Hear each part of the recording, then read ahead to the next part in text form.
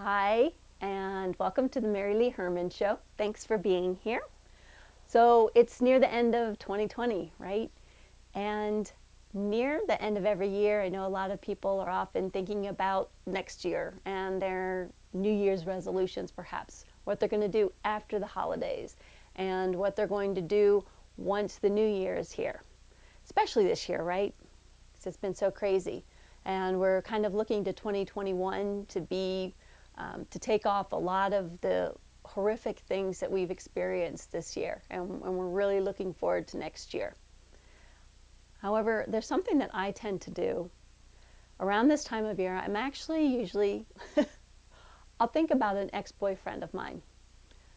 Not necessarily in the way you might think, but a number of years ago, quite a number of years ago, I was in a relationship with a man that it was okay, as far as he wasn't a bad person. Neither of us was really bad in the relationship, but it wasn't healthy and it wasn't smart, and it kind of had run its course, is what you might say. And I knew, part of me, that it's, I should be getting out of that it wasn't the best thing for me. And I felt, though, with the holidays coming on, you tend to be like, oh, well, I have a partner and we're going to have the holidays together, and oh, I don't want to be alone during the holidays, perhaps. It's been a while, so I can't remember exactly what thoughts went into my head, but I do recall thinking like, okay, I'll look at this after the holidays. So we went through Christmas, it was fine, but then New Year's started to approach.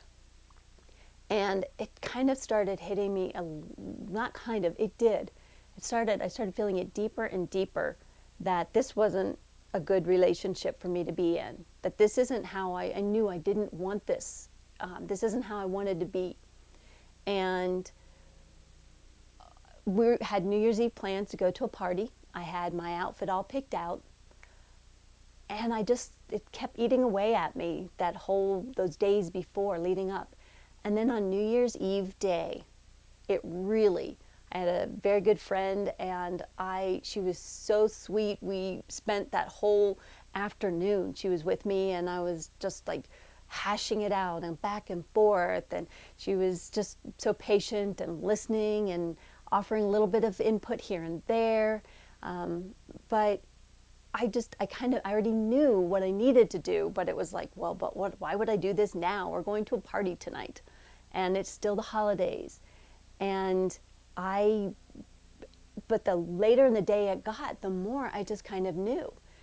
And so at some point, I don't remember if I called him or he called me, a couple hours before he was going to come pick me up. And I even got ready to go to the party with him. And we were on the phone then, and after talking to him for probably almost 2 hours, at 11:45, I told him it was over. I just knew that I needed to end this now, not wait for what might seem like a more opportune time, or after the party, after the new year. I didn't want to wait for that resolution. I wanted it now. And granted, I got off the phone with him, and there was this big feeling of, sadness and loss. We'd had several years together that, a lot of fun times and what have you, and in a relationship, but there was also a big, big feeling of relief.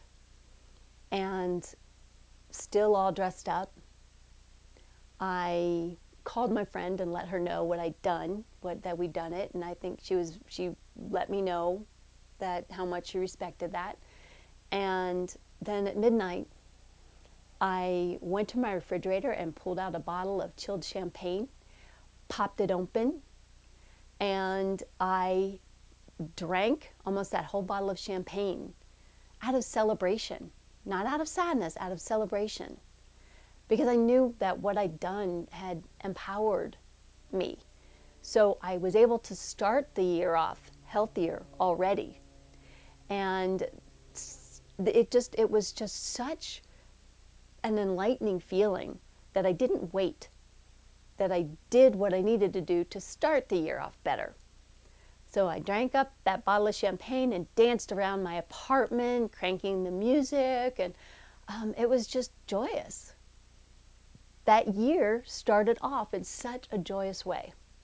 So at this time of year, a lot of times now, I will reflect on that a little bit if I'm feeling like, is there something that I can be doing? And it doesn't have to be that big. Sometimes it's not usually that big of a thing I can be doing.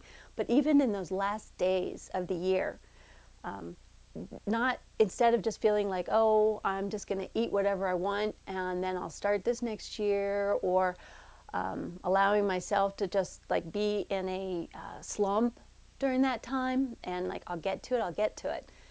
Even if it's one little thing, it feels so good when I realize I've done it and then I haven't waited till the beginning of the year. So this year, well, like I said, sometimes it's, oh, I'm going to exercise. A New Year's resolution, I'm going to exercise more. Well, if that's the case, then December 26th, 27th, 28th, whatever, I'll start doing 50 crunches a day. Or even if I only do it once, at least I've owned it on my terms, what's better for me. And, or eating better. Picking one meal. I like, you know what, this meal, I'm going to eat better. And then that way, it's not as much pressure when the year starts. It's like, I already know I can do this. I can do this. And sometimes it's about taking something off my plate. I've noticed that. It's like, you know how it is. You push things back and back. I'll get to it. And so this year, I have two things. Number one is this show. So thanks so much for being here for this, because this is a big deal for me. And number two is I have a thank you that is months overdue, a thank you card. This past summer, I actually had a breast cancer scare. I'm fortunate it finally resolved that it was all negative. But between hospitals and testing facilities and my insurance company and talking to different people and scheduling appointments, showing up at appointment and finding out that it didn't make sense to go through with it at that time, and trying to get all my previous mammograms in the same place so that the doctor evaluating would be able to gauge that. And it was a horrific few months. It was really, really rough emotionally.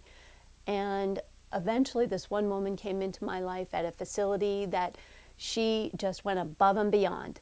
And she managed to contact the places where my previous tests had been and get them all to her facility and help me get my appointment at a time that was good for me and at a location that was good for me. So that's a lot, right? It's a lot. And even that day I remember walking out, oh, I'm going to send her a thank you card. Well, that's been September. A thank you card really isn't that tough to do. And I'm not going to go into 2021 without sending that thank you card. So as soon as I get off here, I'm going to go write that out and I'm going to put it in the mail, put a stamp on it and get it out. And what a relief that will be to know that not only will I have taken care of that for myself, but also that the energy, the positive, the gratitude has also gone on to someone else. And, perhaps it will help, get her off to a good year, to feel good and realize that how much I appreciate her. So whatever it takes, it's just like if it's just one little thing or if it's kind of a big thing, whether it's signing up for a gym or whatever, it's just something to think about. It's like something that you can do for yourself to get the year, to start off the year really well, instead of waiting and putting all the pressure on that poor January 1st. All right, well, thanks so much for tuning in. And if you want to continue on this journey with me, I'd love if you hit the subscribe button. And if you have any friends or family that you think might also want to be part of this, please send them the link. Thanks so much, and Happy New Year. Happy end of this year. There we go. Happy end of 2020.